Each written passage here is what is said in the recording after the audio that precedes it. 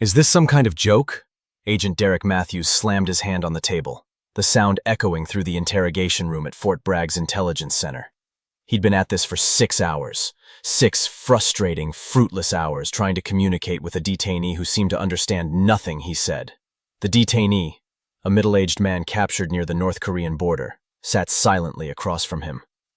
His face was expressionless, his eyes focused on the wall. 3 different translators had tried. The base's Korean language software had failed. Even the CIA's regional dialect specialist had made no progress. "Sir," said Lieutenant Sarah Chen, stepping into the room, "we've exhausted every resource. The man either doesn't speak Korean, or he's speaking a dialect so obscure that none of our people recognize it." Matthews rubbed his temples. Intelligence suggested this detainee had information about weapons movements across the DMZ. Critical, time-sensitive information. But they couldn't extract what they couldn't understand. "There has to be someone," Matthews muttered. "Get me the base linguist coordinator." 30 minutes later, Master Sergeant James Rodriguez knocked on Matthews' door. "Sir, about your translation problem. I might have a long shot. I'll take anything at this point. There's a guy in town. Owns a grocery store about 2 miles from the gate. Korean-American. Been here forever. Old-timers say he was a translator during the Korean War. Name's David Park." Matthews' eyebrows rose. "The Korean War? That was 70 years ago." "Yes, sir. But some of the older NCOs swear by him. Say he can understand dialects that don't even exist anymore." "A grocery store owner." Matthews' skepticism was evident. "And you think he can do what 3 professional translators and a CIA specialist couldn't?" Rodriguez shrugged. "Like I said, sir. Long shot." 20 minutes later, a young private stood in Park's Corner Market. A small, tidy store that smelled of kimchi and fresh produce. David Park, 77 years old, thin and slightly bent, was arranging apples when the soldier approached. "Mr. Park? I'm Private Morrison. I was sent by Agent Matthews from the base. He was wondering if you might help with a translation issue." David looked up, his dark eyes sharp behind wire-rimmed glasses. "Translation issue?" "Yes, sir. We have someone in custody, and none of our translators can understand his dialect. Master Sergeant Rodriguez thought you might—" "What kind of dialect?" David's voice was calm, measured. "Korean, we think. But it's not standard, not even close." David was quiet for a moment. "I haven't done that kind of work in a long time." "I understand, sir. But Agent Matthews said it's important. Something about weapons intelligence." David set down the apple. Something in the young soldier's tone triggered old instincts. He looked around his small store, the shelves he'd stocked for 40 years, the quiet life he'd built far from the chaos of his youth. "Tell Agent Matthews I'll come. Give me 10 minutes to close up." When David arrived at the base, Matthews was waiting outside the interrogation room. The CIA agent looked exhausted, his tie loosened, his shirt sleeves rolled up. "Mr. Park? I'm Agent Matthews. I appreciate you coming. I'll be honest, I'm skeptical. We've had 3 trained translators try, but we're out of options." "May I hear him speak?" David asked simply. Matthews led him to an observation room with a one-way mirror. Through the glass, they could see the detainee sitting at the metal table. "I'll have Lieutenant Chen ask him some basic questions," Matthews said. In the interrogation room, Chen sat across from the detainee. She spoke in careful Korean. "What is your name?" The detainee's eyes flickered but didn't respond. She tried a different dialect. Still nothing. Then the detainee spoke. 2 sentences, unlike anything in the standard Korean databases. The sounds were familiar yet strange, like listening to a song played in the wrong key. David's entire posture changed. His back straightened, his eyes focused with laser intensity. He leaned toward the speaker, his hand raised as if physically reaching for the words. Matthews watched him. "Do you recognize it?" "Play it again," David said quietly. Chen repeated her questions, and the detainee gave the same response. David closed his eyes, his lips moving silently. When the recording ended, David opened his eyes and looked at Matthews. "That's not modern Korean." "We know that," Matthews said, frustration creeping into his voice. "Our specialists said it might be a northern dialect, but—" "It's not northern," David interrupted gently. "It's Hamgyong. Specifically, the dialect spoken in the remote mountain villages near the Chinese border. But it's not contemporary Hamgyong. It's the version spoken in the 1940s and early 50s, before the war standardized the language. Matthews stared at him. How can you possibly know that? Because I interviewed dozens of refugees from those villages during the Korean War. People who fled south and needed to share intelligence about Chinese troop movements. The dialect was already rare then. I doubt there are more than a handful of people alive today who can speak it fluently. Matthews exchanged glances with Chen. Can you translate what he said?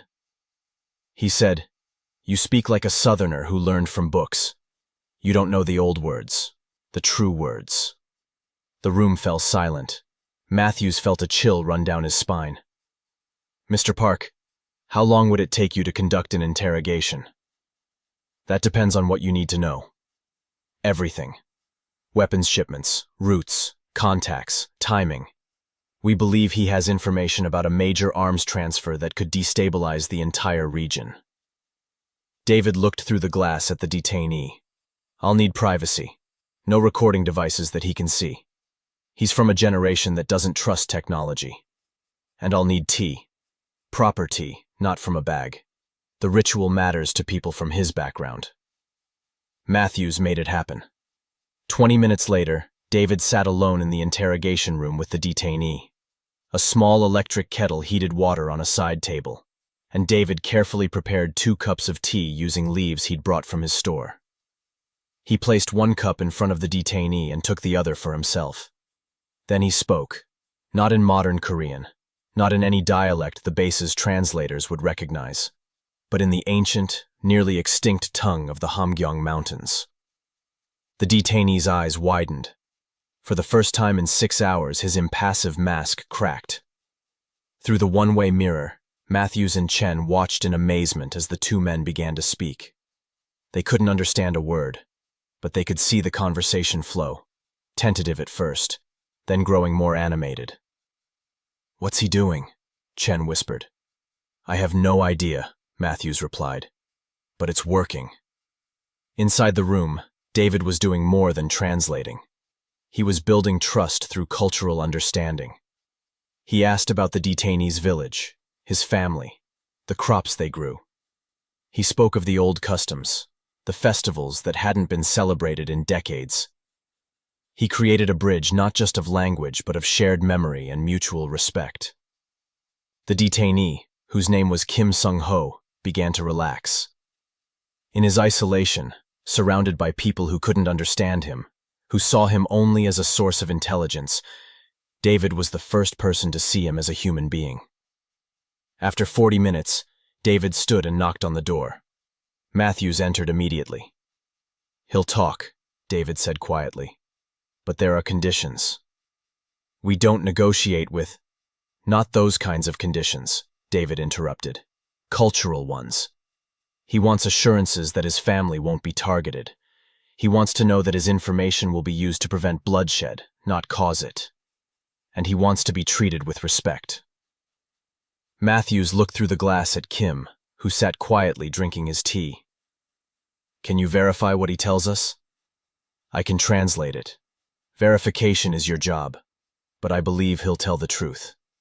He's a reluctant participant in this, not a fanatic." Over the next 3 hours, David conducted one of the most productive intelligence interviews the base had seen in years. Kim provided detailed information about weapons caches, smuggling routes, and a planned transfer that was scheduled for the following week. He drew maps, provided names, described security protocols. All of it was delivered in a dialect so obscure that without David, it would have been gibberish. When the interview finally concluded, David emerged from the room looking exhausted. Matthews was waiting with a bottle of water and a look of profound respect. "Mr. Park, what you just did. Our analysts are saying this is the most significant intelligence breakthrough we've had in months. How do I even begin to thank you?" David accepted the water gratefully. "You don't need to thank me. I did what I was trained to do." "Trained 70 years ago," Matthews said. "How is that even possible? How do you still remember a dialect that obscure?" David smiled slightly. When you've heard the stories I've heard, when you've carried the words of desperate people trying to save their families, those words stay with you. They become part of who you are. Lieutenant Chen approached with a tablet. Sir, we've started cross-referencing Kim's information with satellite imagery. It's checking out. Everything he described about the weapons cache locations matches what we're seeing. Matthews turned back to David. Mr. Park, I need to ask you something. Your service record is flagged. It says you were a civilian translator attached to Army intelligence during the Korean War. But most of the details are classified. Can you tell me what you did? David was quiet for a moment, his gaze distant. I was 17 when I came to America with my parents in 1950. We'd fled the North just before the war broke out. The Army found out I could speak multiple Korean dialects, including ones from the remote regions where refugees were coming from. They hired me to interview people coming across the DMZ, farmers, soldiers who'd defected, civilians with information about Chinese troop movements. He paused, remembering.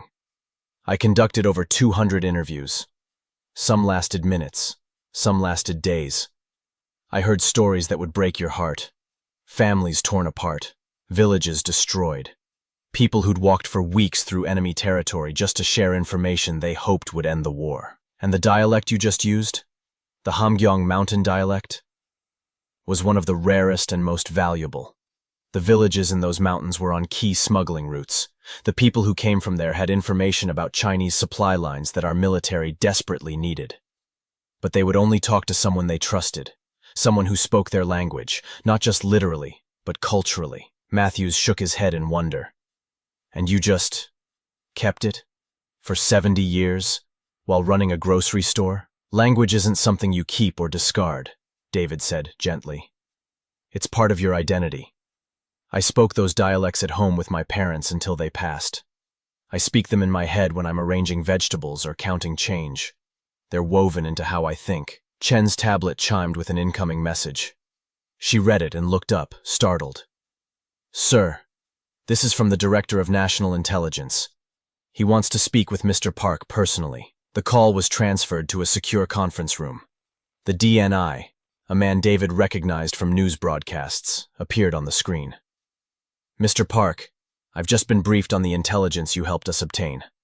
On behalf of the intelligence community, I want to thank you. You've potentially saved countless lives. I'm glad I could help, David said simply. I also want to apologize, the DNI continued. Your service record shows that you were critical to intelligence operations during the Korean War, yet you were never formally recognized. That's an oversight we'd like to correct. We'd like to award you the National Intelligence Medal for your contributions, both then and now. David was quiet for a moment. Sir, I appreciate the gesture, but I don't need a medal. The refugees I interviewed, the defectors who trusted me with their stories, they're the ones who deserve recognition. I was just the bridge between their words and your actions. Nevertheless, the DNI said, the medal will be awarded. But I also have a request. Would you be willing to consult for us on an as-needed basis? There are fewer and fewer people alive who understand these old dialects. Your knowledge is invaluable. David looked at Matthews, at Chen, at the young soldiers and analysts who'd gathered in the hallway, watching through the conference room window. They were good people, dedicated to protecting others, but they lacked the historical and cultural context that could make the difference between success and failure. I'll help when you need me, David said finally. But I'm not leaving my store. It's my life now, just as translation was my life then. 3 weeks later, David was back at his store, restocking the rice display, when the bell above the door chimed. Lieutenant Chen entered, now in civilian clothes, carrying a package. Mr. Park? I hope I'm not interrupting. David smiled. Sarah, isn't it? You're never an interruption. What brings you by? I wanted to give you this personally. She handed him the package. It's from the intelligence community. Your medal and citation. David opened it carefully. The medal was beautiful. A silver eagle surrounded by stars, hanging from a ribbon of blue and gold. The citation described his extraordinary contributions to national security, spanning 7 decades. There's something else, Chen said. She pulled out a folder. We've been reviewing historical intelligence files from the Korean War. Your name appears in dozens of them. Operations that succeeded because of intelligence you translated. Lives saved because you helped people tell their stories. She opened the folder, showing him copies of old reports, commendations from commanders, letters of thanks from soldiers whose lives had been saved by information he'd helped obtain. You were never just a translator, Chen said softly. You were one of the most valuable intelligence assets of that entire war, and nobody knew. Nobody recognized it. David looked at the documents, his eyes misting slightly. He saw names he remembered, refugees he'd interviewed, commanders he'd worked with, soldiers who'd thanked him for helping them understand the terrain, the enemy, the complex cultural landscape they'd been fighting in. I knew, he said quietly. The people who needed my help knew. That was always enough. Chen sat down at one of the small tables where customers sometimes ate lunch. Mr. Park, can I ask you something? How do you do it? How do you carry all those stories, all that history, and still live a normal life? David considered this as he poured them both cups of green tea. The stories aren't a burden. They're a responsibility. Every person I interviewed trusted me with their truth, their pain, their hope. Forgetting them would be a betrayal. So I honor them by remembering, by keeping their languages alive, by being ready if someone like Kim needs a bridge between two worlds. Does it get lonely? Chen asked. Being one of the last people who can speak these dialects? Sometimes, David admitted. But loneliness is different from being alone. I'm surrounded by the voices of everyone I've ever translated for. They keep me company. Over the following months, David was called to the base 3 more times. Once to help translate a document written in an obsolete North Korean military code. Once to brief a team heading to the Korean peninsula on cultural nuances. And once to speak with another elderly defector who would only talk to someone who understood the old ways. Each time, he proved invaluable. Each time he returned to his store quietly, without fanfare. One afternoon, Agent Matthews stopped by the store with his family, his wife and 2 young daughters. Mr. Park, I wanted my family to meet you, to know who you are and what you do. David served them tea and gave the girls sweet rice cakes. Matthew's older daughter looked at the medal, which David had framed and hung behind the counter, not out of pride, but as a reminder. Are you a spy? She asked innocently. David laughed. No, sweetheart, I'm a translator. I help people understand each other. That sounds boring, the younger girl said. Sometimes it is, David agreed. But sometimes, helping people understand each other is the most important thing in the world. It can prevent wars, save lives, bring families back together. As the Matthews family left, Sarah Chen arrived for her weekly visit. She'd been coming to the store regularly, not just to buy groceries, but to learn. David had begun teaching her some of the old dialects, helping her understand the cultural context behind the words. You're a good student, David told her as they sat together. You don't just learn the language. You learn to listen for what's being said beneath the words. That's the real skill. I had a good teacher, Chen replied. As evening fell and David prepared to close the store, he stood at the counter, looking at the medal, at the old dog tags he kept in a drawer, at the simple life he'd built. He thought about the young man he'd been, desperate to help his adopted country, to honor the refugees who'd shared their stories. And he thought about the old man he'd become, still listening, still translating, still bridging worlds that others couldn't see existed. If this story moved you, like, share and subscribe for more stories of quiet masters who prove that wisdom never becomes obsolete.